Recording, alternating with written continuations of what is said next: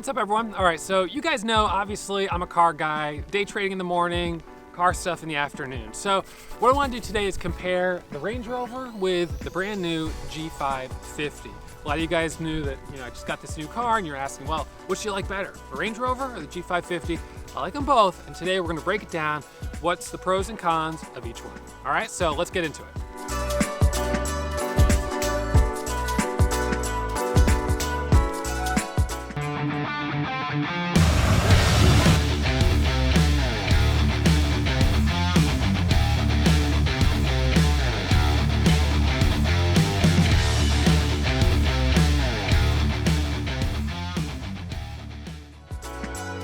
So the Range Rover was the first really kind of nice car that I got. I got this 3 years ago. It was $116,000 when I got it, and I've had it now for 3 years. It's got about 45,000 miles on it. It's a turbo diesel, which is awesome. It gets about 30 miles per gallon on the highway, believe it or not, for a car this big. And it has 450 plus pound-feet of torque. So it's quick off the line. It feels like more than enough power. It doesn't have a super burly sound. It's got a little bit of the rattle of a diesel, but genuinely, it's a great car. It's a solid engine and it's been really terrific. And what I loved about it when I got it was just like the styling. This era of Range Rover to me just looks really good. I love how it looks from the front, the back, the side, all around. It's a solid car from the exterior. It looks really good. Now, the G550, this one, I'd always loved G-classes. In fact, a 300 GD was one of my all-time favorite cars, one of the ones I wanted to get when I was in high school. That's also a turbo diesel. Now, they don't import turbo diesels to the US, so this is a twin-turbo V8, and it also has about 450 pound-feet of torque, but the horsepower is closer to 425.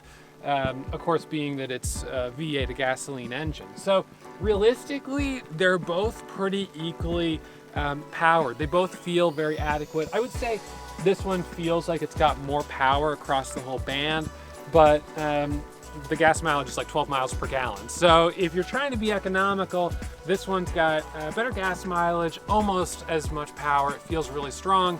And this one, maybe just not quite as economical in that way. But to me, this new series, the 2019 of the G-Class, is so much more refined. It's about 5 inches wider. It's got a wider wheelbase. It's got a better stance. It handles better on the road versus the older versions. And so it's really like bringing this car into kind of the next generation. And for that reason, I thought they would compare really well. And I was at a point where I was like, okay, I want to get a second SUV. Do I want to get a second Range Rover, or do I want to get something different? And it was either this or a Bentley Bentayga. And I didn't want to get basically a $250,000 Audi Q7. So I got this one. And we're going to jump in it and drive around this one first. And I'm going to give you a little sense of what I really like about it and what I think it could use a little bit more of.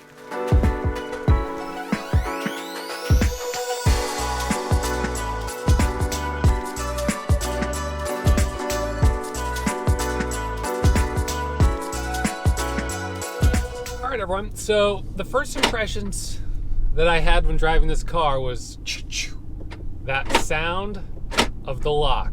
This feels like a tank. This, to me, compared to the Range Rover, feels more like a truck. The seating position is great. I like being really kind of like up high. The window view is awesome. I can see right out. I like driving a car where I can see all the way down the hood to the front of the car. I don't like driving cars like, even for instance, a Porsche 911, where the hood just kind of goes like this, so you really can't see the front of the car. Now, with the Range Rover and with this car, you can very easily see the whole hood. You've got this really great position. And I remember when I bought the Range Rover, I traded in a Jeep Grand Cherokee. And when I first drove the Range Rover, I was like, whoa, this car is huge. And then when I first drove this car, I was like, wow, this car is big. I mean, the Range Rover's big, and this car feels even bigger. To me, its handling feels more like a truck compared to the Range Rover. The Range Rover feels much more refined. And this is a huge improvement over the 2018 and previous model G-Class. This is actually 5 inches wider. It's got much less kind of top roll, body roll. It's more refined. And for me, when I'm driving it 99% of the time, I'm driving around town. I don't take it on the highway on a regular basis. And so for around town, it feels really good. It feels really comfortable. It feels very safe.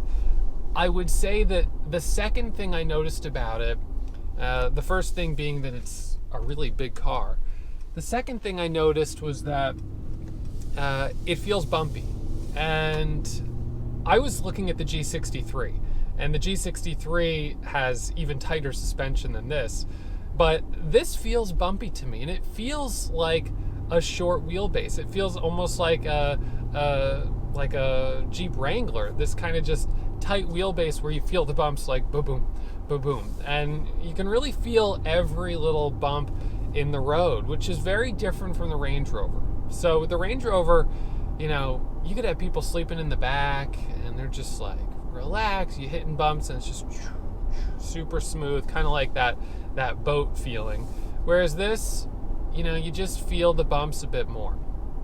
Now, when I do get this on the highway, which, isn't all the time, but when I do get it on the highway, the thing that I also noticed about this is that if you've got a cross breeze, you feel it a lot more in this car. And so, the couple of times where I go on a long highway trip now, I actually check the weather and I'm like, is it going to be windy?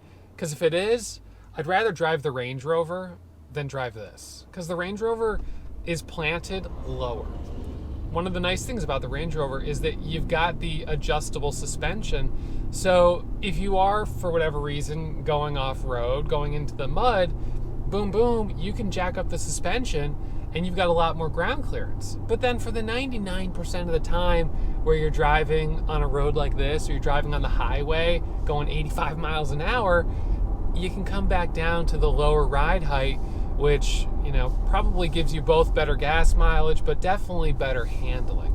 One of the other things that the Range Rover has that this doesn't have, the Range Rover right down here in this kind of center console area, you can press a button and you can choose whether you want to what your driving conditions are, whether it's snowy or gravel or sand. And with this, you don't have that. What you have instead is these 3 buttons in the center console that give you the option to lock the differential, the rear, lock the front, or lock all 4, which is cool. But I haven't used or felt the need to use any of those. I really don't think that I would, even on a snowy day, feel that it was necessary to lock the differentials. I think the only time I would use it is if I was maybe thinking I could potentially be getting stuck in deep mud. Mud season, being the time of year that we have now, that's I guess a possibility. The other things about this car that I will say is that when I got my first Mercedes compared to Range Rover, I was like, the technology is so much better. I mean, I've got the Apple iPhone integration. Stuff like that though, and this is like such perfect timing. So that guy was just turning and, gave me this warning. I mean, yeah, obviously he was turning. So at that moment, he was kind of pulled halfway off and I was coming up on him a little bit. And I've had a couple times where it slams on the brakes.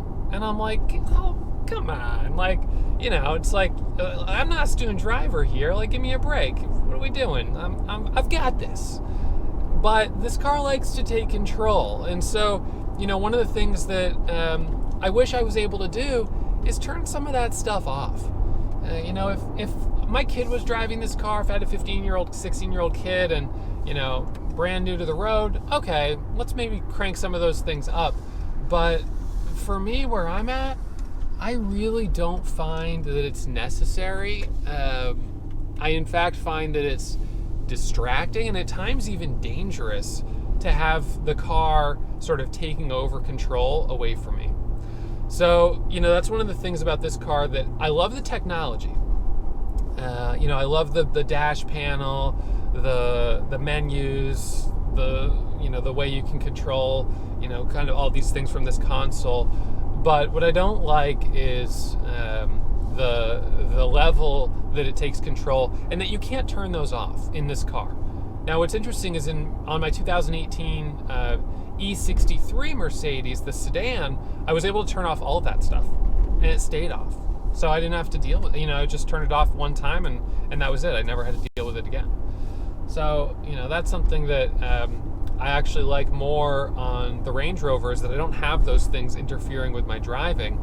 However, on the 2019 Range Rovers, some of that stuff is coming out. So, a lot of cars are making these, lane departure and auto braking and stuff default, or standard features on the car, which, I understand from a safety perspective, but I still think that it would really be nice to turn it off. So, in terms of power, this car's got the sports exhaust. It's not that sporty to me, honestly. It's sort of sporty. It's only sort of sporty. Got about 450 horsepower. Actually, I think it's 423 horsepower, 450 pound-feet of torque. I'll double check that, but it's right around there. Twin turbo V8, a solid engine averaging about 12 miles per gallon. Now, in contrast, the Range Rover has, I want to say, the Range Rover that I got, and it's the same engine that's available in the 2019 Range Rover. It's, I believe, 254 horsepower, but 453 pound-feet of torque. So it's a V6, it's a TDI, it's a diesel. So it's got really great torque, and they have this, really, to me, very similar levels of pickup. And I'm not driving this car 120 miles an hour. So the times that I need it to pick up quickly is if I'm passing someone in a scenario like this, where, we've got just the oncoming traffic and you want to quickly get around someone. And I can do that equally well in the Range Rover as I can in this car. But the Range Rover on the highway gets 30 miles per gallon. 30 miles per gallon. It's just sipping the diesel, whereas this stuff just burns through the gas. And this, of course, requires premium, which is basically the same price as diesel. So, some people are like, well, diesel's more expensive. Yeah, well, not when you're looking at the cost of premium. Premium and diesel are usually pretty similar in price. Sometimes diesel's a little bit more, but, they're pretty similar. So, again, kind of my recap on this is that if I was going to go back and look between this car and the Range Rover, what I would choose would really probably depend on the type of driving I did most frequently. If I was mostly doing highway driving, the Range Rover's more comfortable on the highway, and I feel more comfortable going faster. I notice when I drive this on the highway, especially on tight, windy kind of highways, I end up being in the slow lane, because I'm just like, the combination of the cross breeze and just how big this is, I really don't feel comfortable going 85 miles an hour, which is what a lot of times traffic is doing on the highway. So if you've got places to go and you like to be on the highway, I think the Range Rover is a better car.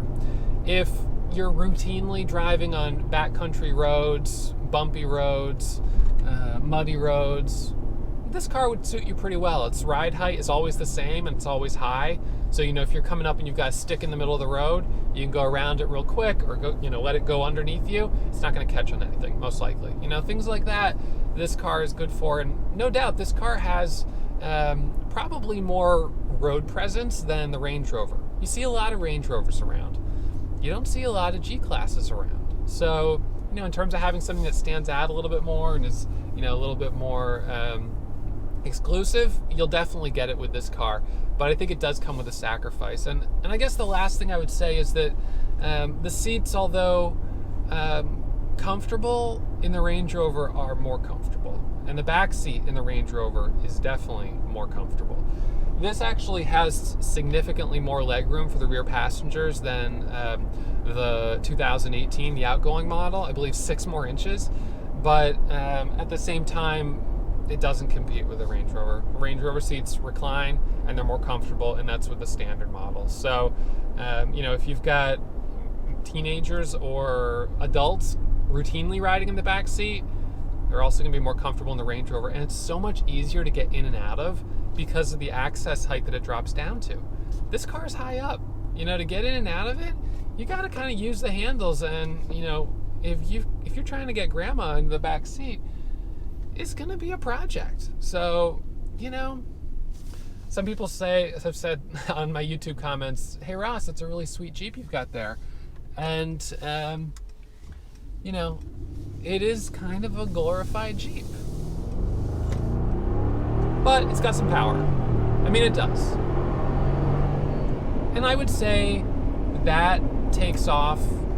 It's faster. It feels faster there, and a little throatier, a little meaner than the Range Rover. And I could put an exhaust on this that would be the louder exhaust, and that would sound pretty mean. I don't think I'm going to get that on the TDI. I'm not going to get a mean exhaust on that car. So, we'll go jump in the Range Rover. We'll drive that around a little bit. They're both great cars. Just kind of depends on what you're looking for.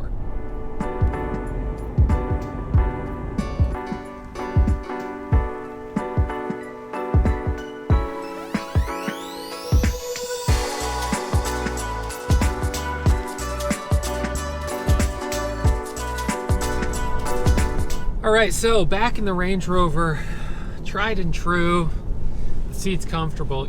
I went to look at the 2019 Range Rover, and I felt like those seats were so firm.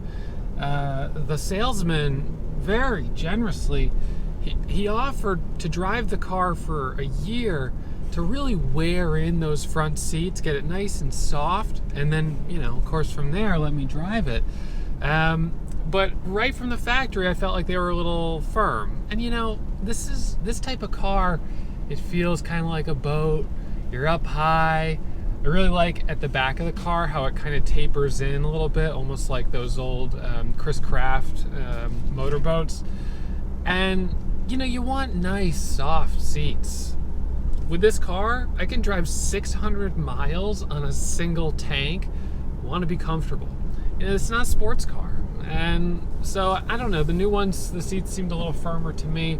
I remember feeling like I was kind of sitting on like a piece of plywood, just kind of like, I don't know, it's sort of funny.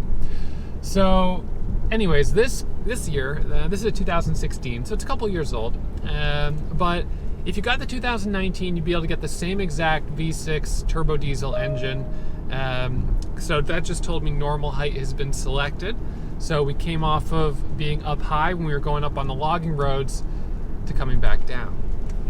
So with the TDI engine on the highway, I get 30 miles per gallon, which is ridiculous. I mean, truly, for a car this big, that's awesome. It's very economical from that standpoint, very comfortable for long trips. And like I said, it handles a bit more like a car. Granted, a big car, but it handles in a way that's a little bit easier. It lowers itself to the ground when you get up to speed, and you feel comfortable going faster. I'm going 50 miles an hour here, and I think being a little lower to the ground makes you feel just a little more secure. One of the things that I did notice when we were taking it up on the logging roads was that the wheels were spinning. So maybe these tires are a little older. Maybe that's why we were getting a little bit of spin there. But the G-Class made it up that logging road. I don't think that the wheels slipped a bit. I mean, it was just straight up, no problem. So, again, 99% of the people driving Range Rovers and G550s are not taking them off-road anyways. So it probably doesn't matter. But, in the off chance that you do take the car off-road, probably want to pop some nicer tires on there. But it's nice to know that you can do it if you want to. So there, we're hitting a couple bumps, but, it just feels softer. Doesn't feel bumpy. Doesn't feel like I'm, hitting them kind of multiple times the way you do with a traditional suspension. This, with the air suspension, it really is a soft ride. It's very comfortable, especially on a windy road like this. This car doesn't have lane departure. I can tap that yellow line as much as I want. It's not going to steer me back in. It's not going to try to, take control of the car. There's no automatic braking. And this was, in 2016, pretty much top of the line British car, but just not features that were standard, and I'm okay with that. That's one thing that I've now learned from the new Mercedes, the G550, to really double check when I'm looking at a brand new car to make sure, I'm able to turn those things off, because they start to get a little annoying. Now, this car does have the auto on-off, so when you come to a stoplight, the car will turn off. For me, if I've been driving for 2 hours, I come to a stoplight and the car turns off and then turns on a minute later, I don't really feel like that's good for the engine. So I like to just turn this off for the most part, unless I really am in stop-and-go traffic. One of the things that I would definitely say about this engine is that it's not going to impress anyone. It's got that kind of diesel rattle. Put the pedal to the metal here. Pretty quiet. It's quick. It's quick, no doubt about it. It's got some pickup, but it's quiet. It's subdued. It doesn't roar. You're not going to put an exhaust on this turbo diesel and, hear much. So I've never really found Range Rovers to be the type of cars to really put a loud exhaust on. And even the G classes, these are SUVs. I know some people like to do it. To me, I like the loud exhausts on more like sports cars. But if you wanted to do that, it really wouldn't be this wouldn't be the right car for it, I don't think. Definitely not with the turbo diesel. The back seats, lots of room. The back seats recline a little bit, so that's really nice. You've got a lot more space back there. Now, this car comes in the Autobiography edition, which is the extended wheelbase, and so then you've got like a lot of room back there, which is very comfortable. That's, if you're getting driven around, it's a great car. You wouldn't buy the G550 if you're getting chauffeured, because the back seat's just not comfortable enough. So if you're looking for someone to drive you around, the Range Rover is definitely the top. And then of course you have the Bentley Bentayga, which is not a car. Oh, there we go. It's nice being in a small town, driving by people you know. The Bentley Bentayga, which is another car that I looked at, was kind of oscillating between that and the G550. Beautiful on the inside. I haven't driven it, but beautiful on the inside. Everything I've read about it is that it's very quick, super quick, nice sounding exhaust, a pretty sporty car. It's the exterior styling that I'm not crazy about on that. It is not distinctive. You park it next to an Audi Q7 and they look so similar. One's $50,000-$60,000, the other's $250,000. So, at that price point, you just hate to be mistaken for a peasant's car. Not that a Q7 is that, but it just doesn't feel right to me. So I don't know. I'd like to drive one at some point and see what it feels like, but I don't think that I would go for it. And of course, the Rolls-Royce SUV to me looks quite silly and is very, very expensive anyways. So, between when you're in the range of like $90,000 to $150,000, this car was $116,000. The 2019 base is about $98,000, and then with options it goes higher. The base G-Class is $125,000, and with options it goes higher. Mine was about $150,000. So, you're in the sort of the same ballpark there. You go up to Bentley and Rolls-Royce, and you're at another level in terms of cost, and certainly cost of ownership. Speaking of cost of ownership, with this car, I have a 6-year warranty up to 100,000 miles. I did that because I knew that Range Rovers have a reputation of not always being super reliable. But I've been fortunate. The only problems I've had have been with the air suspension, and I've had some problems with the diesel. I don't know, the blue def fluid and stuff like that, giving me error messages and telling me if I don't take it to the dealer within 100 miles, I think, or 500 miles, it won't let me drive it anymore. So a couple messages like that's a little bit of a pain. Nearest dealer is in Albany, New York, so it's an hour and a half away. But overall, the car's been really reliable. And of course, the Mercedes at this point it's hard to really say on reliability because it's so new. But my last Mercedes was pretty solid, and the one I had before that, I had up to about 250,000 miles. So, you know, I like to think Mercedes is a pretty good brand and makes a pretty good car. So I did a separate video where I talked about the 7 things I hate about the G550, and there are a few things that are on there that really do drive me nuts. If I was going to do a similar video for the Range Rover, off the top of my head, I really don't have a lot of things that I would say drive me nuts about this car. When I test drove the 2019 Range Rover, what I didn't like about it was that they switched the center console from being buttons to being a lot more of just screen. And I find that difficult when I'm driving. It's very easy just to press a button and turn on the seat warmer or something like that. Having to look down and, you know, find the button to me or to find where to touch the screen is a little bit distracting. So that for me, you know, it's not my favorite, but that's on the 2019. That's not an issue on this one. If I'm going to be really nitpicky, this is a wooden steering wheel, and I've got a steering wheel warmer right here. Well, the problem, and this is very, very, very first world problem, is that it takes an awfully long time for the wood to heat up. So it's quite cold to the touch. Ooh, you almost need a pair of leather gloves. The Mercedes also has a heated steering wheel, but it's a leather steering wheel. I wanted to get the wooden steering wheel, but it was back ordered until like June, and like 6 months. I was like, just for a wooden steering wheel, forget it. So without the wooden steering wheel, it heats up a lot faster. But, you know, again, this is these are kind of very silly things. When I got this car, this was the first edition turbo diesel, and so it came in this color pattern of white with the black accents, which I really liked. I looked down and I was like, wow, that's a sharp looking car. My wife drives this car mostly now, and whenever I see it coming up the driveway, I'm like, that is a nice looking car. There's been a couple times where we've been like both out randomly in town, and I'll see her car, our car, parked at the grocery store, and I'm like, ooh, look at that. And I'm like, yeah, that's our car.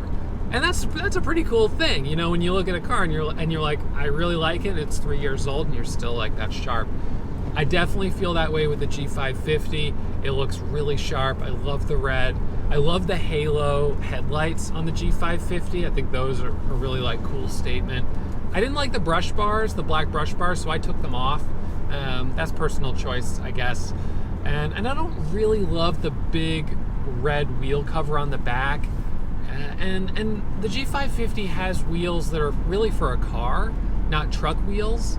So I think potentially putting on a little bit of a smaller rim with a bigger tire and putting that same one mounted on the back would look a little tougher.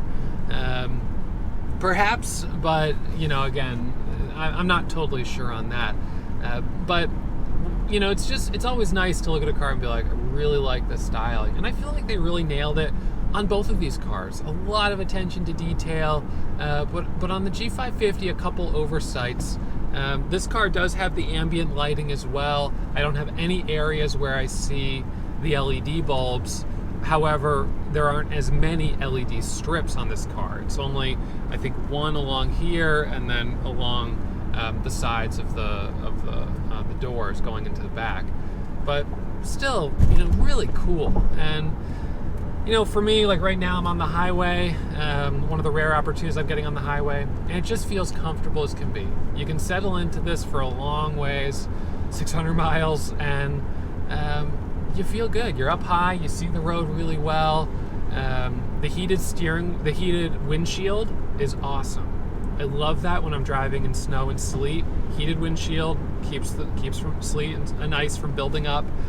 So this for me is a better road trip car, better long drive car, more space in the back, more comfortable for other people to be back here.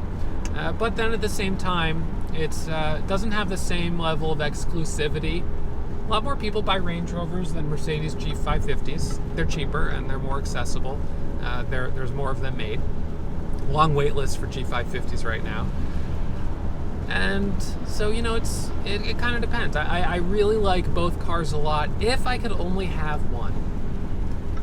If I could only have one. I mean, it really, you can't go wrong with either car. It's just a matter of which one's a better fit for your lifestyle. If I could only have one, I'd probably keep the Range Rover. It's more comfortable to drive, and it's more comfortable to be in. I think it still looks really sharp, and yeah, it's a little more economical, which, you know, when you're spending 115, 120 grand, it's nice to have some portion of it that's economical, and that's the fuel economy. It's better for the environment. It really is. So, you know, to each their own. But when it comes time to trade this car in and trade up, I'll probably get another Range Rover. I mean, that's really pretty much my plan, is to get another Range Rover. When it's time to trade in the G550, you know, that one I don't know. I don't know what I'll do. We'll have to see. Got to give it a little bit more time. So, you know, that's with the pedal almost all the way down, up to 4,000 RPM, up to 90, 92. I haven't gone that fast in the G550. I don't think I'd feel comfortable really going that fast. But this car, it handles so well. So, anyways, I'm gonna keep driving here, start to head back down to the house in a little bit, and we're gonna close up this video with a little recap of these two awesome cars.